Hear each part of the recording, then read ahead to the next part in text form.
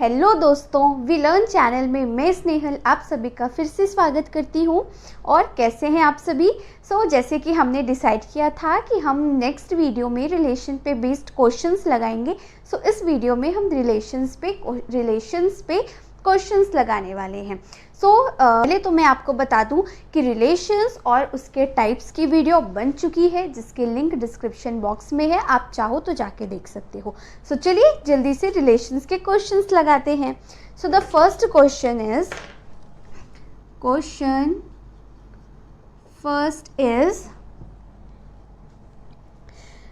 First है consider set A.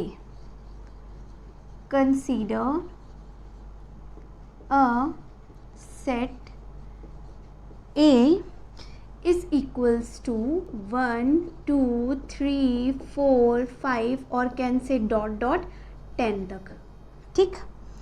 And the relation R on A and a relation R on A defined by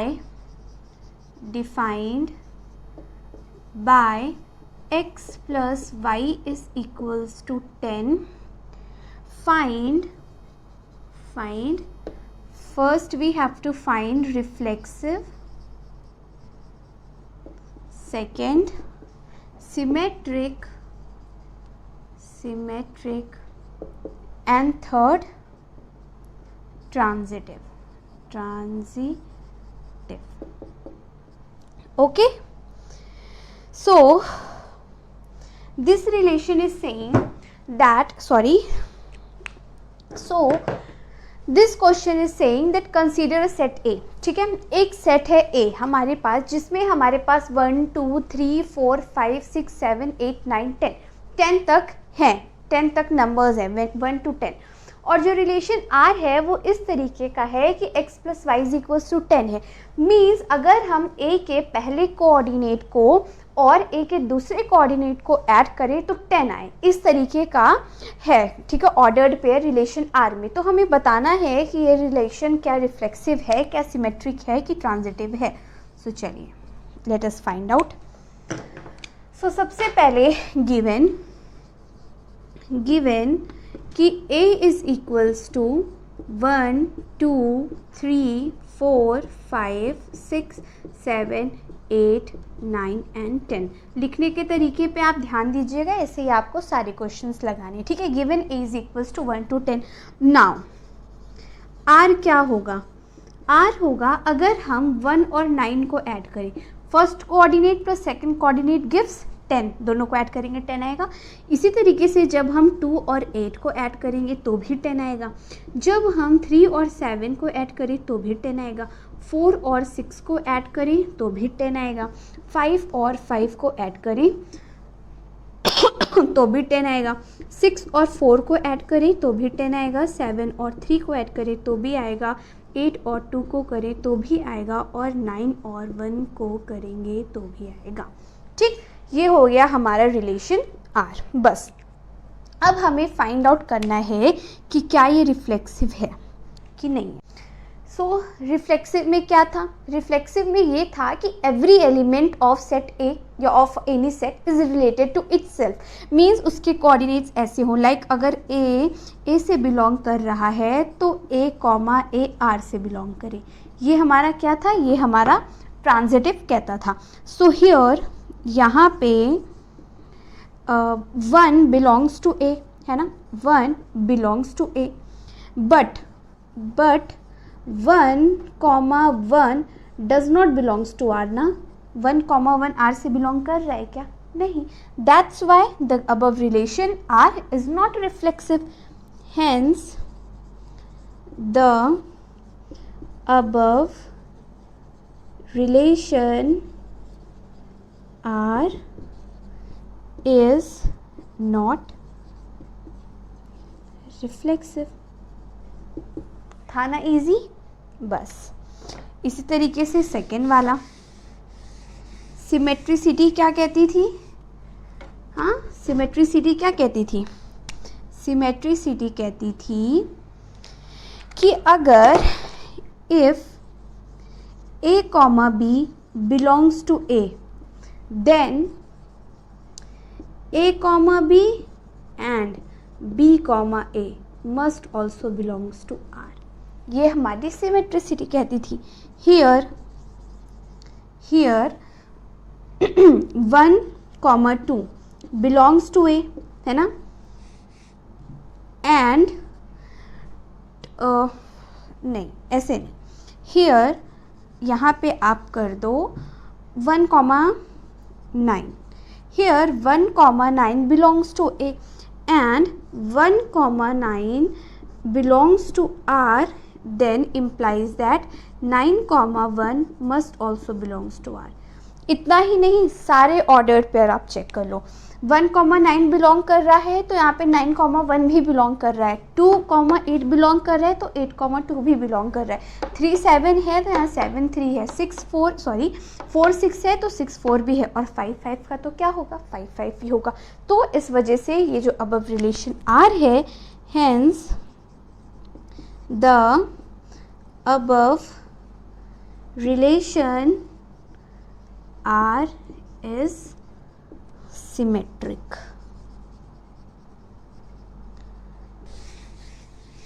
third क्या है, transitive.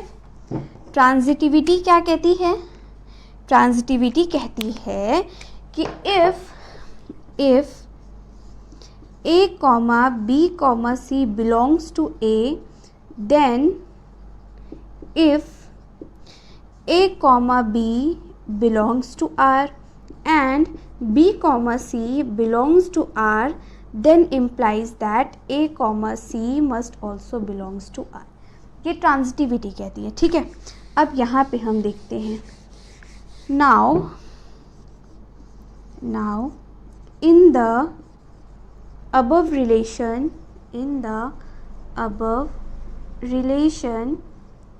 यहाँ पे, ठीक है, इन द अबव रिलेशन में 2 8 का ले लेती हूँ. In the above relation 2 comma 8 belongs to R and 8 comma 2 must also belongs to R, but 2 comma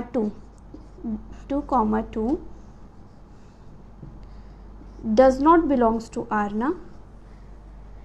A comma B R से बिलोंग कर रहा है, B comma C R से बिलोंग कर रहा है, लेकिन A comma C R से बिलोंग नहीं कर रहा है.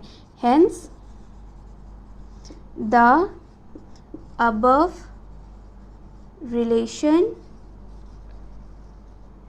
is not a transitive relation. है ना. ओके, समझ में आ गया ना कैसे होगा. चलिए फिर दूसरा क्वेश्चन भी देख लेते हैं. जो सेकंड क्वेश्चन है वो थोड़ा सा टिपिकल है. ठीक है, हार्ड नहीं कह सकती हूँ, थोड़ा सा डिफरेंट है, थोड़ा सा मतलब कुछ भी नहीं है. चलिए देखते हैं क्या है. Second question I have here is proof that the relation. Question second है, prove that the relation defined by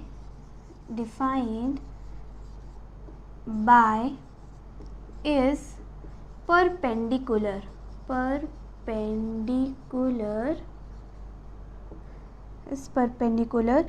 to in the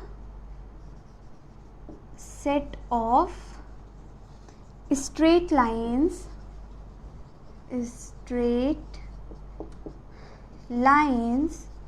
in a plane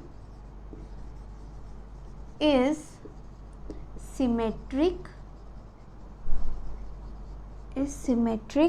but neither reflexive nor transitive.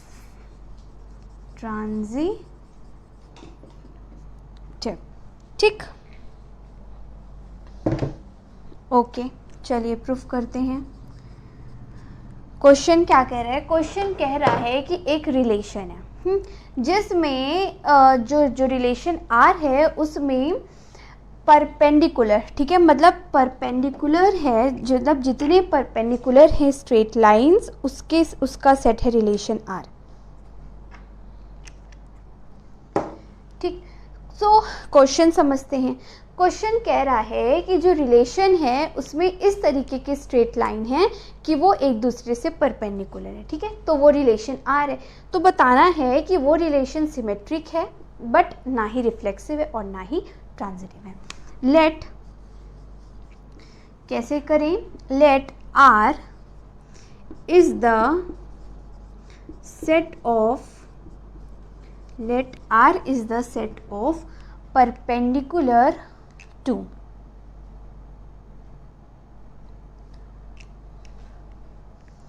let R is the set of is perpendicular to is perpendicular to, ठीक। let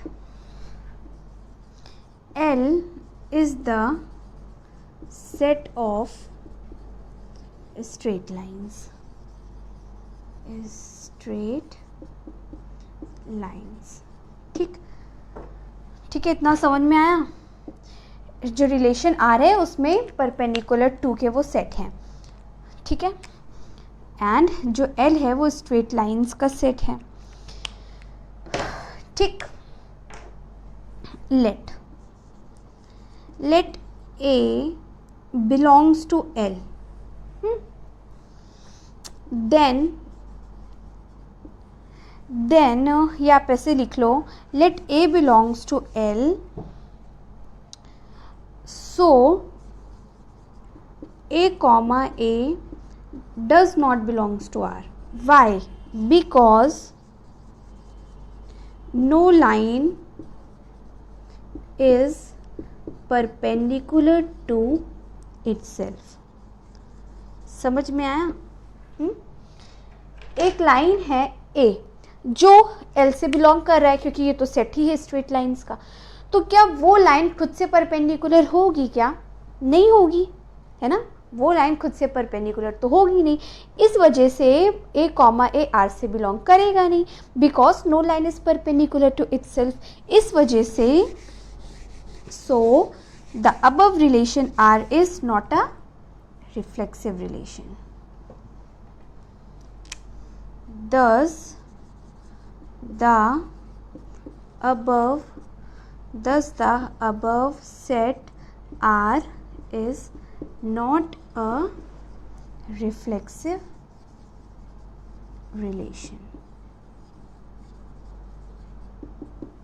ठीक, okay.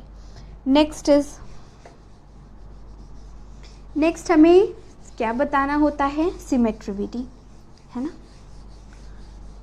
यहाँ पे लिख लो सिमेट्रिविटी,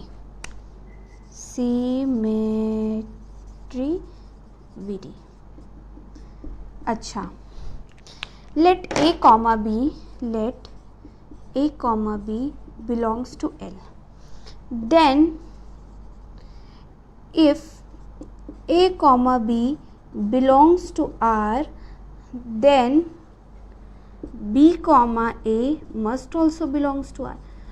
भाई ये वाली line इसके perpendicular है, तो ये वाली लाइन इसके भी परपेंडिकुलर होगी, है ना, एक लाइन दूसरे के परपेंडिकुलर है तो दूसरी वाली लाइन उस पहले वाले के परपेंडिकुलर होगी, तो इस वजह से अगर A कॉमा B R से बिलोंग कर रहा है तो B कॉमा A भी R से बिलोंग करेगा। सो the above relation R is a symmetric relation, ठीक। थर्ड प्रूफ कर लेते हैं, ट्रांजिटिविटी। ट्रांजिटिविटी में क्या होता है? अगर A कॉमा B R से बिलोंग कर रहा है और B कॉमा C R से बिलोंग कर रहा है तो A कॉमा C R से बिलोंग करना चाहिए, ठीक। Third is transitivity.